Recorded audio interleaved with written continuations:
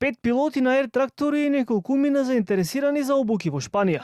Земјава засилено се подготвува за пожарите кои на неколку локации веќе од вчерашниот ден се активни.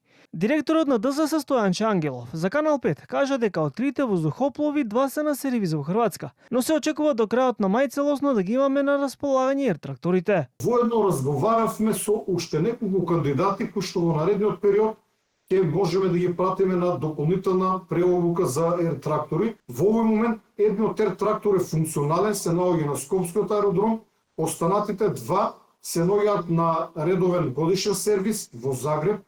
Едниот веќе е сервисот му е завршен и очекувам во наредните 10 дена да биде вратен во државата, додека вториот во текот на мај исто така сервисиран ќе биде вратен во државата. Дополнително Ангелов очекува во следниот период возилата кои од минатото лето беа вклучени во гасење на пожарите да бидат целосно сервисирани и подготвени за оваа сезона. Во меѓувреме се уште е активен пожарот кај Липковското езеро. Таму екипите на национални шуми се обидуваат да го изгаснат, а надлежните се надеваат дека до крајот на овој ден пожарот ќе биде ставен под контрола.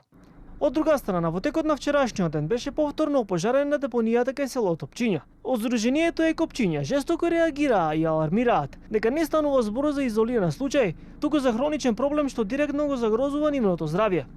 Ова не е инцидент, ова е системски неуспех. Колку пати треба да се запали за некој да реагира? Колку уште треба да вдишуваме отров? Ова е директна закана за здравјето на луѓето. Бараме итна реакција, трајно решение и јавна одговорност. Македонија во изминатите години беше погодена од силни пожари кои оставија пустош зад себе. Податоците на Европскиот информативен систем за шумски пожари покажале дека во изминатите 2 години земјава загубила дури 12,5% од своето национално шумско богатство.